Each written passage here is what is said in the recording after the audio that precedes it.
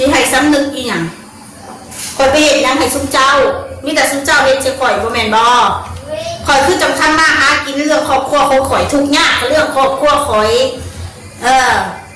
เงินคันบ่มีมันก็เรื่องของข่อยบ่เคยเสือกเรื่องชาวบ้านก่อนใดพี่น้องเอ้ยซุ้มเจ้าให้เบิ่งดีๆแม่เบิ่งคลิปมาเบิ่งดีๆเอาใจเบิ่งอย่าเอาสมองอันหน่อยนิดมาเบิ่งอย่าเอาความอคติของคิดแต่ว่าคนอื่นบ่มักนะตัวเองบ่มักนั่นนะคนเรามันต้องแยกแยะบ่แม่นเห็นสร้างขี่ตามสร้างมันบ่แม่นคนเฮานะยังไม่สำนึกอีกสิสำนึกทำไมคะทำไมต้องสำนึกคะกูเห็นยังผิดคะทุกอย่างเขาหูอยู่ว่าเป็นเพราะอย่างทำไมฉันถึงได้ออกมาตอบโต้ทำไมถึงได้ออกมาว่าก็เพราะคอมเมนต์ไม่สร้างสรรค์ว่าแต่คนอื่นเขาเห็นผิดว่าสร้างสรรค์แต่คนที่จะฟ้องคอมเมนต์เองเขาไม่ได้สร้างสรรค์เลยหาแต่คำที่บ่ม่วนก็เสียเขา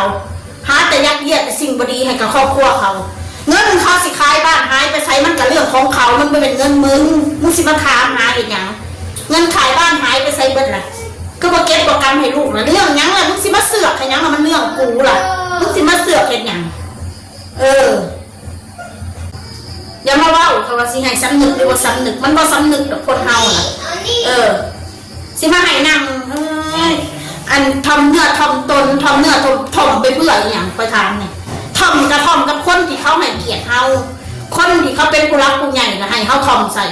แล้วเฮาทำแบบนั้นคนที่มาด่ามึงกูอยากพายว่าบ่ม่วนแต่ละมือสิไปให้ทำเนื้อทำตัวทำให้มันเพื่ออะไรล่ะทำใช่มันนะ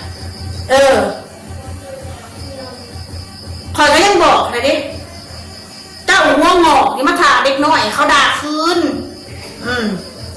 น้ำหัวงอกเลยใกล้สิโล่งๆเลยใกล้สิไปไวๆนี่แล้วมาด่าเด็กน้อยเขาด่าคืนเลยอย่าเครียดถ้าเจ้าบ่เครียดเจ้าก็อย่าตอบโต้ไอ้พวกคอมเมนต์นั่นเด้อเรื่องคนหักนี่แต่สิมาตัดสินว่าเขาสั่ว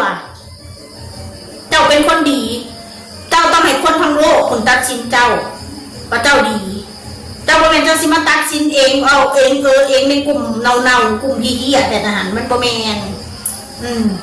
กลุ่มมีอคติกลุ่มเขากลุ่มมีปัญหาทางจิตทางใจกลุ่มกินยาบ่พอว่าซั่นซะสิไปรักษาต่อเนื่องก็บ่มีเงินว่าซั่นซะอย่ามาเว้าเถอะอย่ามาเว้าสิกูไปกินยาเด้อไปหายามากินเด้อบ่ต้องเว้าสมองกูสติกูครบบ่กูสิบอกว่าให้ซะผู้รู้หมดทุกอย่างกูรู้กับกูก็รู้ว่าอีหลีกูว่าออกมานี่คือความจริงทั้งนั้นสู้หลับบ่ได้ถ้ากูว่าความจริงน่ะสู้หลับบ่ได้คือกูว่าคนเกลียดคนสร้างนี่แหละกูคือว่าคนด่านี่นะเวลากูด่าขึ้นเป็นนางสู้กูเครียดไอ้สู้คือเครียดเขาบอกเขาใจเครียดจนสิเอากูจนจมดินกูแล้วเวลากูด่าขึ้นแล้วสู้เป็นยังสู้หลับบ่ได้กูอยากถามสู้แล้วสู้คือบอกแฟ่ๆเนี่ยอย่าเครียดแม่ถ้าด่าคนอื่นก็ยังด่าได้เขาด่าขึ้นเลยอย่าเครียดสิเครียดเห็นอย่างเครียดมันมีประโยชน์อย่างล่ะกูก็บ่ได้เครียดแต่กูอยากออกมาด่ากูด่าแล้วกูสะใจดีกูนอนหลับถ้ามื้อนั้นกูบ่ได้เว้าสิคืนกูนอนบ่หลับกูกับโรคจิตชนิดหนึ่งคือกันกูคนหนึ่งแหละที่คนเว้าสิกูแล้วกูสิมานั่งเงียบยิ้มบ่ปากเลิกซ่านแท้ๆเลิกอีสานแท้ๆโอ้ยบ่แม่นกูเด้อบ่แม่นอีมน